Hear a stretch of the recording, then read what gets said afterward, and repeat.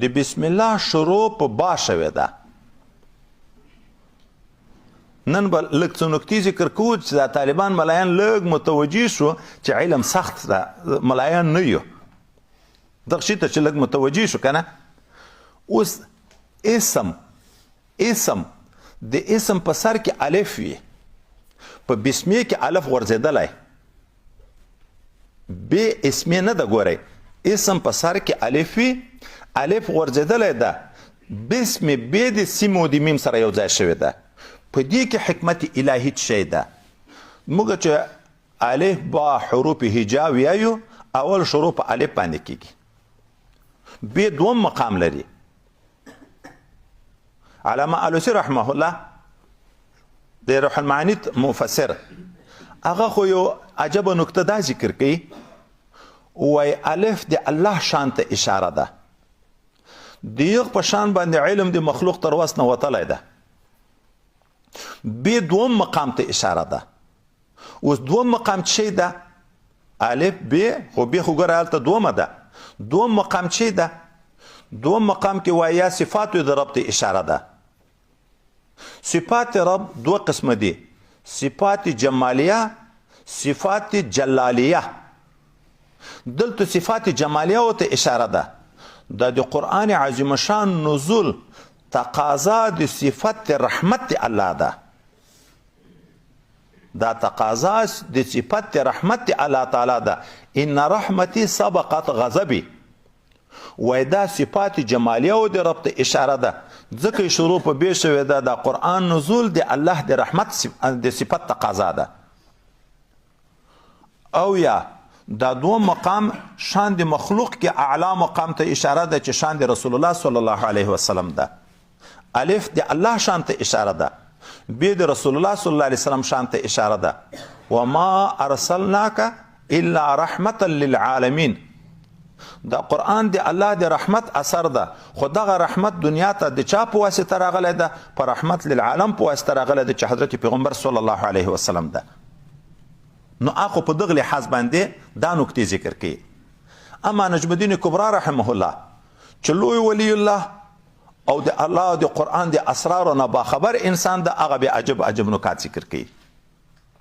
هغه یو دا وی چې په الف کې ترفع ده، جګوالی، او په ب کې پروتوالی ده، په پښتو تعبیر درته کوم وضع پروتوالی ده. هر شي کې چې ترفع وي تکبر وي، او په هر شي کې چې پروتوالی وي تواضع وي. الته حدیث مبارک ده من تواضع لله رفعه الله ومن تکبر علی الله وضعه الله. څوک چې د الله د رضا دپاره عاجزي کوي، خدای پاک هغه ته رفعت نصیب کوي. څوک چې تکبر کوي، هغه ته خدای پاک ذلت نصیب کوي. الف کې رفعت ته اشاره او هغه یې وغورځوه. ګوره مقام د الف و اسم، الف یې وغورځوه. ب کې تواضع وه، هغه د اسم ټکي سره د الف په ځای باندې وصل کړه، بسمه. او تواضع هغه تواضع معتبره ده. بیا علامه علوسی روح المعانی ملا بیا وی دا نکتې به سره ګډو، هغه معتبره ده چې خاص د خدای د رضا دپاره وي. که یو سړی د حدیث په تقاضا چې من تواضع لله رفعه الله، څوک چې عاجزي وکړي الله د هغه انسان مقام جګوي، په دغه نیت عاجزي شروع کړي، په دغه نیت تواضع عاجزي شروع کړي چې عاجزي کوه چې الله د مقام پورته کړي. دا لیلا بیا نه شوه، د خدای د رضا دپاره نه شو، خو د خپل ځان تقاضا د رفعت وکړه. نه، صرف او صرف د الله د رضا دپاره عاجزي کول. او هر چیز کې چې د عاجزي ماده موجوده شوه، تواضع موجوده شوه لله، په هغه کې خدای پاک رفعت راولي. حضرت موسی علیه نبینا علیه الصلاة والسلام ته الله تعالی وعده ورکړه چې زه به د غره په سر د تا سره خپل راز بیانوم، خبرې به کوم. وایي د دنیا ټولو غرو لویي شروع کړه، هر یو لوی غر ځان ته لوی ورته لیدی کېدو چې زه ډېر لوی یم، دا مقام به د ما وي چې په ما باندې به د موسی علیه نبینا علیه الصلاة والسلام راز د الله تعالی سره بیانېږي. کویتور عاجزي شروع کړه، ځان یې د دغه لایق ونه باله چې زه د قدمو د موسی علی نبینا علیه السلام لایق شم چې په ده باندې په ما باندې موسی علیه السلام ولاړ او د الله تعالی سره گفتار کوي. دغه کوی تور چې عاجزي وکړه د خدای د رضا دپاره دا ځان په نظر نه ورغی نیستي چې د تصوف په ټول مقصد دغه ده پنایت د خپل ځان په نظر نه ورغی عاجزي غوره کړه چې زه خو د دغه مقام نه یم دا نورو ټولو تطاول لویي کوله. الله تعالی موسی علیه السلام ته حکم وکړه هغه غره ته لاړ شه چې په ټولو غرو کې عاجز غر ده. کوی تور ته خدای پاک دغه عظمت چې د حضرت موسی علیه نبینا علیه السلام د الله تعالی سره خبرې وې دا د عاجزي په بنیاد باندې خدای پاک دغه مقام او د عظمت ورته نصیب کړه. دوم یا یې په سر د اسم کې د بسم الله کې ابتدا د خپل کتاب د دغه صورت په بی باندې وکړه. په بی کې یو عجیبه خاصه موجوده ده چې دا د هر حرف سره وصل کیږي چې څومره حروف د قرآن عظیم شان دي د هر حرف سره د حروف هجا دي د هر حرف سره د دې وصل راځي. د اکثرو حروفو نه راځي بیا خصوصا د الف د هیچا سره وصل نه راځي. دا چې په دې کې ماده د وسیله رحمي ده ګورې مخلوقاتو ته اشاره ده چې په بې کې ماده د وسیله رحمي ده د هر هم جنس سره د خپلو حروفو سره وصل او یو ځایوالی قبلوي انقطاع نه قبلوي. الف کې ماده د انقطاع د الف د قطع دپاره راځي نو الله د خپل اسم سره بې وصل کړه ځکه هلته حدیث مبارک ده نبی کریم صلی الله علیه وسلم یې چې الله تعالی وی دا رحم ما د خپل نامه نه اخیستی ده. څوک چې رحم وصل کوي خپلوي خپلوانو سره وصل کوي پالي زه به د خپل ځان سره وصل کم او څوک چې د خپلوانو سره خپلوي قطع کوي زه به د ځان نه قطع کم د خپل رحمت نه به قطع کم. نو په بې کې د وسیله معنا موجوده ده. الله تعالی د خپل اسم سره دا وصل کړه الف کې د انقطاع ماده ده هغه د خپل ځان نه دغه اسم نه قطع کړه. یا دریم بې دلته ذکر کړه په سر کې ځکه چې بې انکسار ماده حرکت کسرې لري بې اجاره همیش مکسوره وي او انکسار عجز ته ویلی کېږي چې په چا کې انکسار لله راغی دا شرافت عندیت مع الله ورته نصیب کېږي.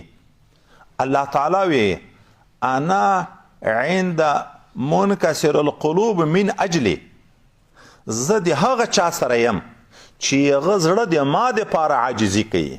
منکسر القلوب لاجل د ما دپاره چې په کومو زړو کې عاجزي موجوده وي زه د هغو زړو سره یو ځای یم. دا شرافت عندیت مع الله دا بیا په بې کې د حرکت کسرې د وجې نه چې په دې کې کسره ده. درې څلرم د دې وجې نه په سر د کتاب کې د بسم الله په سر کې ابتدا په چا وکړه په بې باندې وکړه چې بې چې عجز ده پکې خو خدای پاک صورتن خو په دې کې عجز ده لیکن الله تعالی دې ته رفعت شان دی او درجې ورکړی او علوی همت ورکړی چې دغه درجه په الف کې نشته دا علوی همت په هغه کې نشته. د چې عجز غوره کړ بې تواضع پروتوالی غوره کړ الله دا مقام ورکړه چې نقطه یې ورکړه. الف نقطه نه لري او بیا علی همت ده دا حال د صدیقینو ده دا حال د صدیقینو ده چې دا صفت خدای پاک په دې کې موجود که عالی همت ده یو نقطه قبول کړه ډېرې نه کړه قبوله. دا شان د صادق عابد ده چې د یوه معبود عبادت کوي. دا شان د صادق محب ده چې د یوه محبوب سره محبت کوي. دا شان د صادق طلب کوونکی ده د مقصد چې یو مقصود غواړي. دا شان د صادق عابد ده چې د یوه معبود عبادت کوي. دغه مقام د صدیقیت دا علوی همت دا په چا کې موجود او په بې کې موجود او هغه په الف کې نو موجود ځکه ابتدا په بې باندې وکړه. یا دا بله معنی بې باندې شروع وشوه دا چې الله تعالی رفعت ورکو درجه یې ورکړه چې نقطه ده دې دا درجه تر پښو لاندې کړه دا به دا درجه تر پښو لاندې کړه چې اصلي مقصد پاتې نشي چې د الله تعالی وصال ده نقطه لاندې ده برسیره نه ده په ټولو حروف هجایو کې لاندې نقطه دی به ده بلې نه لري وایي که څوک یې چې جم لري جم په واقع کې چې ګوښه وي په مابین کې د نقطه لاندې نه ده د اتصال په وخت کې چې د ښې او د ح سره فرق وشي د لاندې نقطه ورسره لیکل کېږي کنی خپله چې لیکل کېږي دغه حروف هجا بې لاندې نقطه لري بل یو حرف هم د لاندې نقطه نه لري نو دا دنیایي اعزاز ته نظر ونه کړه دنیایي اعزاز او دغه درجې ته چې الله تعالی درته ورکړه دا یې تر پښو لاندې کړه انسان ته تنبیه ده په دې باندې چې مولوي صاحب شوې خلیفه صاحب شوې امیر صاحب شوې پلانکی صاحب شوې دا مقام خو الله تعالی ته د عجز په عوض کې درکوي خو دغه به مقصد اصلي نه بوله دا به تر پښو لاندې کوي اصل مقصد د الله تعالی حب د الله تعالی وصال د الله تعالی قرب د الله تعالی نزدېکت ده نو هغه یې تر پښې لاندې کړه بله وجه ابتدا د خپل کتاب د سورت فاتحې د بسم الله په بې سره وکړه په دې لحاظ باندې چې دا که صورتن تابع ده اول پر رسم خط کې الف لیکل کېږي بیا بې خو د معنا په لحاظ مطبوع ده چې تلفظ بیا کېږي الف با الف دوم ځای ته لاړ که اول ځای کې پاتې شو الف دوم ځای ته لاړ من حیث المعنا مطبوع ده اصل کې اشاره ده دې ته چې د رفعت شان معنوي مراد ده معنوي کمالاتو ته اعتبار د دنیا ته اعتبار نشته د دنیا قدرتو ته اعتبار نشته د دنیا عزت و جلال ته اعتبار نشته معنوي کمالاتو ته اعتبار ده دا من حیث المعنا چې په دې کې عاجزي او تواضع ده رفعت شان ده بیرته مطبوع ګرځي الف تابع ګرځي بل ابتدا د بسم الله په بې سره وکړه لدې حیثیت نه چې بې حرف اصلي ده صحیح ده او الف حرف علت ده الف حرکت نشي قبلولی او بې حرکت قبلی إنا عرضنا الأمانة على السماوات والأرض والجبال فأبين أن يحملنها وأشفقن منها وحملها الإنسان یغه مقام ته اشاره ده دغه امانات چې قرآن عظیم شان ده دین مقدس دی اسلام ده الله اسمانو مځکو کائناتو ته عرض کو یغو ټول خپل معلولیت ښکاره کو عجز ښکاره کو یو انسان دغه ذمواري ته غاړه کېښود د الله تعالی د دین ته لبیک ویلې قبول یې کړه دا ذمواري نو بیا دغه ځای ته اشاره ده دا حرف صحیح ده برداشت لري انسان کې باید برداشت ذمواري د دین د اسلام د دین مقدس د الله تعالی دا پکې موجوده وي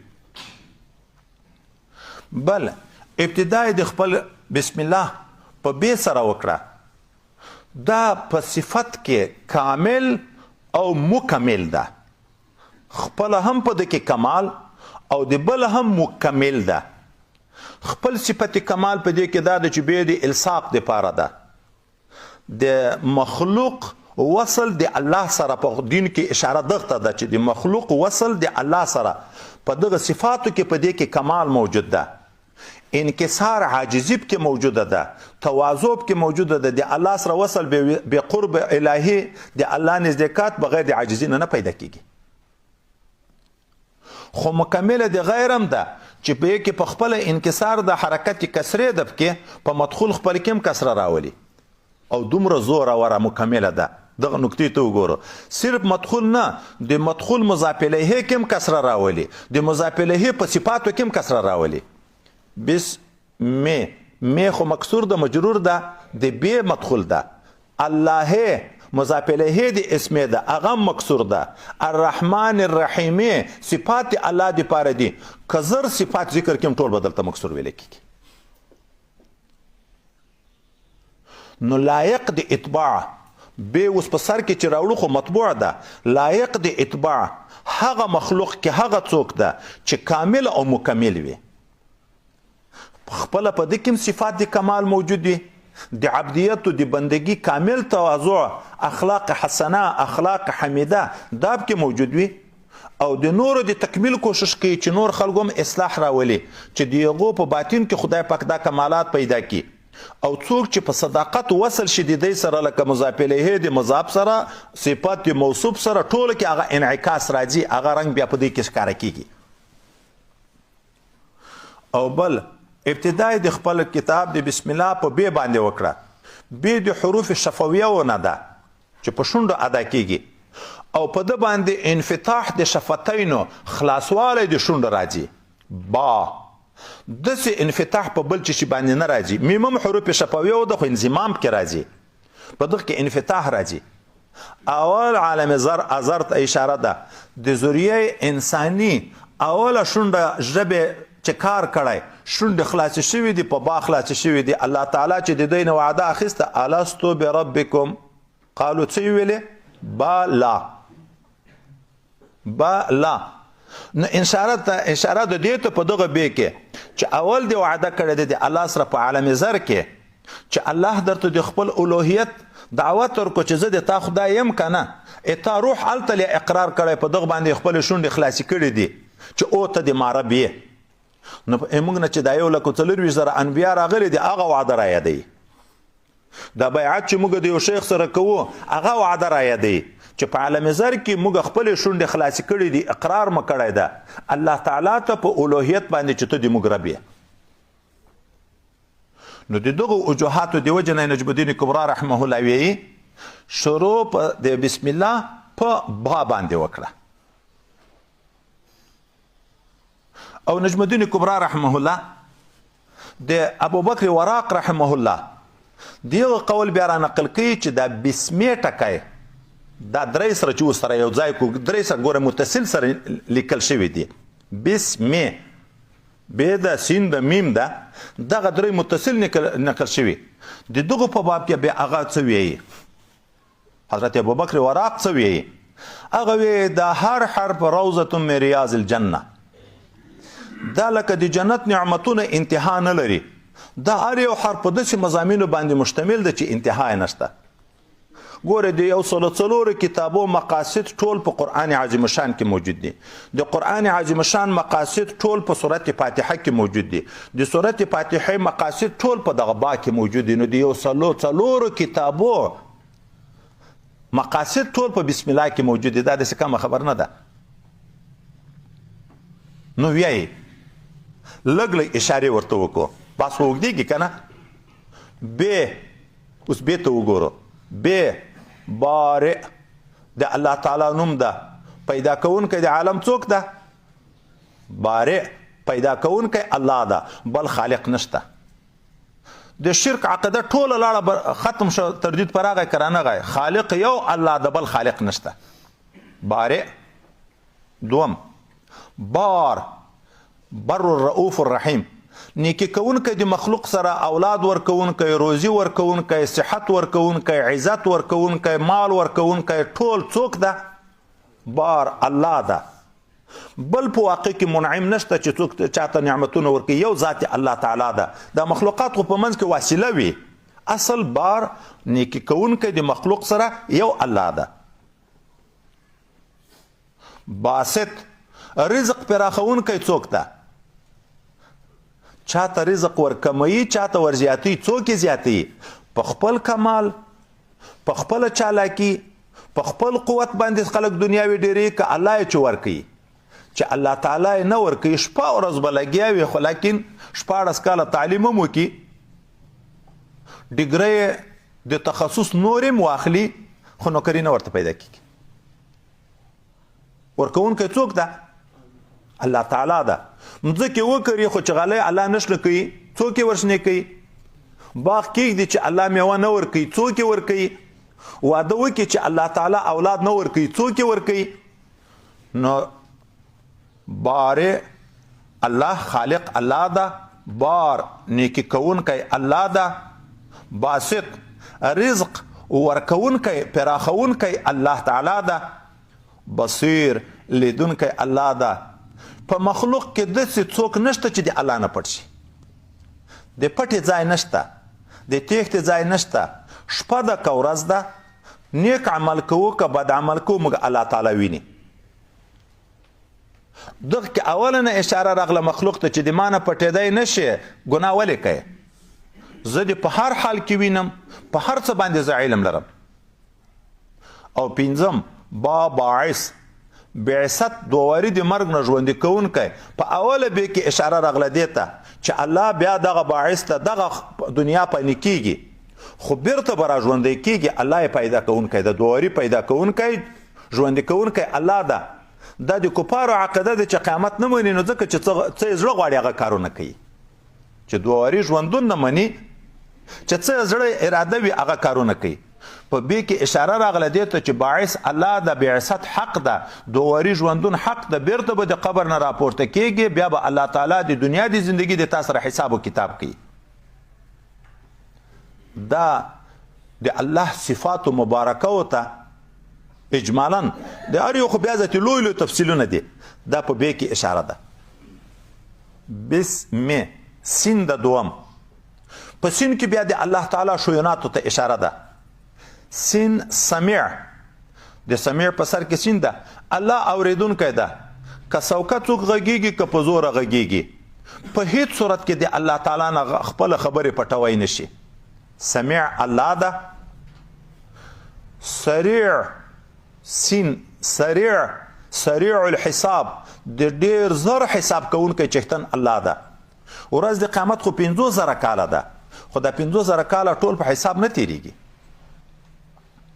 دا انتظارونه دي چې کله حساب شروع شي دا د ټولو مخلوقاتو سره حساب د اندازه د یو لمانځه د وخت د ټولو مخلوقاتو سره حساب ولې حساب چې موږ ته ګران ده د میاشتې یا د کال یا د لسو کالو خو علم نه وي موږ به کتابچې پسې راخلو ګورو به معلومات به ځان ته کوو دا شی مې څومره راوړي و کور ته څومره روپۍ مې ګټلې وې په چیچې مې لګولې وې د چا سره مې تعلقاتو دا د خپل زندگی حساب موږ ته خپل زندگی حساب سخت ده اما الله تعالی ته ټول شیان حاضر او ناظر دي دا چې زه په دغه میز باندې وینم چې یو ګلاس پروت ده یو تفسیر مبارک پروت ده مثلا د دغه په حساب کې ماته څه مشکل شته خو په سترګو وینم دوه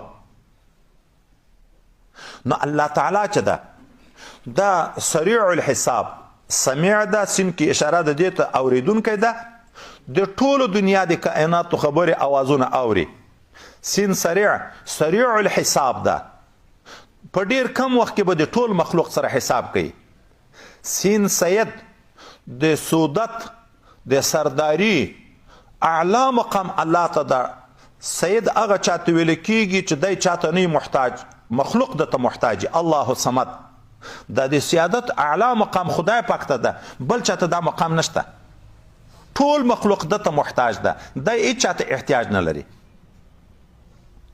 سین سلام سلامتیا ورکوونکی مخلوقاتو ته څوک ده چې د آفاتو نه ساتي د مرضو نه ساتي د مشکلاتو نه ساتي د مصیبتو نه ساتي الله یې ساتي سمیع الله ده سریع الحساب الله ده سید سردار د ټولو کائناتو الله ده سلام سلامتی ورکوونکی دا الله ده میم په دې کې بیا ډېرو معنیو ته اشاره ده اجمالا یو څو ذکر کو میم ملک پاچا واقعي څوک ده الله ده میم مالک چښتن د دنیا او د آخرت څوک ده الله تعالی ده میم منان احسان کوونکی په مخلوق باندې څوک ده الله تعالی ده میم منعم نعمت ورکوونکی مخلوقاتو ته څوک ده الله تعالی ده میم مفضل فضل کوونکی په مخلوقاتو باندې څوک ده الله ده میم مکرم عزت ورکوونکی خپل اولیاء او خپل دوستانو ته اکرام ورکوونکی څوک ده الله تعالی ده میم منتقم د کفارو نه د باغیانو نه انتقام اخیستونکی څوک ده د الله تعالی ده د ده په نومو کې ده میم مجید عظمت خاوند څوک ده الله د ذو العرش المجید د غمره د لوی چښتن بل څوک نشته. دا په 20 میټه کې نو خو چې نور تفاسیر پسې ګورې پسې غږېږي دا هر ټکی روضة من ریاض الجنت حیثیت لري. د قرآن اعلی مقاصدو باندې ټولو باندې مشتمل ده. او 20 میټه کې شیخ عبدالقادر جیلانی رحمه الله بیا وی به اشاره د بلا امتحاناتو ته، سین اشاره د سلامتیا ته، میم اشاره د معروف ته. اوس به بلا امتحانات دو قسمه دي. یو په خپلو دوستانو باندې دي. حدیث مبارک د اشد بلیتن څوک دي؟ انبیا، ثم الامثال فالامثال. تر ټولو نه لوی امتحانات چې راځي په انبیا علیهم الصلاة والسلام. بیا چې څوک انبیاو ته څومره نږدې وي، دوستان د الله او د رسول وي، بیا ډیر امتحانات په هغو باندې راځي. خو دغه بلا، دغه امتحان، دغه د محبت ته، دغه امتحان د محبت ته، دغه امتحان د منحې او د ورکړې ده. په دغه امتحان سره د خدای دوستان الله ته وصل کیږي. نو سین سلامتیا ده د افاتو نه چې دی صبر په دغه بلیاتو وکړي، الله یې د دنیا او د آخرت د تکالیفو نه ته سلامتیا نصیب کوي. او میم معروف د دغه امتحاناتو په عوض کې چې کوم وعدې الله د جنت اعلی مقامات ورکړي دي، بیا خپل دوستان د دغه بلاو د وجه نه هغه معروف ته قابل وګرځي چې هغه خپل معروف نعمتونه چې الله په جنت کې ورته تیار کړي دي هغه ورکړي. خو دوم قسم بلا د امتحان ده. هغه بلا چې مخکې مو ذکر کړه د محبت، دا د خپلو انبیاو او د خپلو دوستانو دپاره ده. دغه انجام سلامتیا ده. او په آخرت کې د جنت انعامات او معروف دی هغه خدای پاک ورکوي ورته. یو د نورو مخلوقاتو بلا ده. ازموینه په یغ کې امتحان مطلوب ده د خلکو.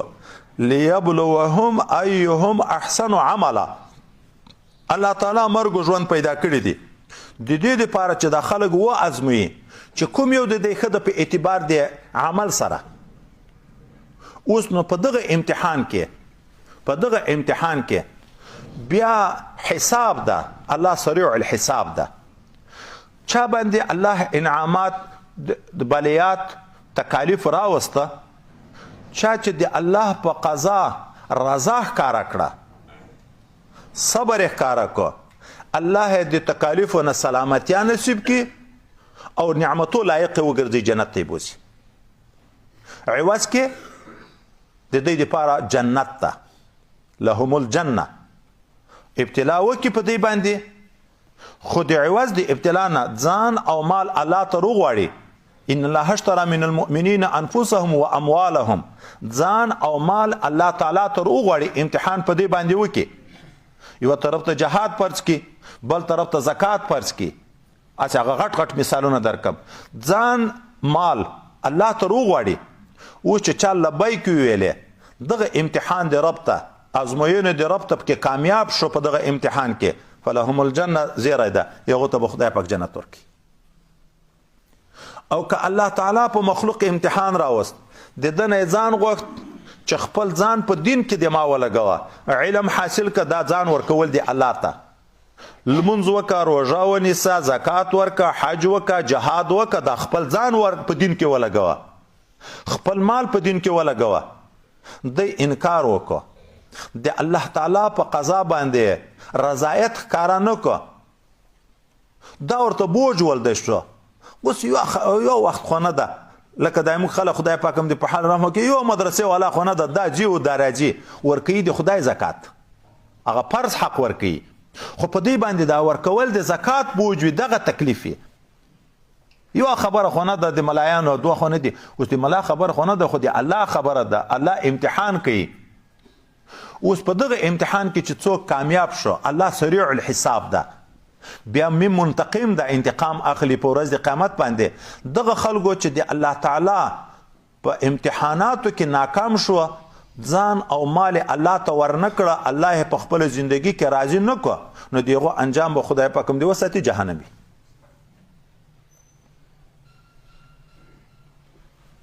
بسم الله الرحمن الرحیم برته اسانه دغه بسم الله ترجمه ته راشو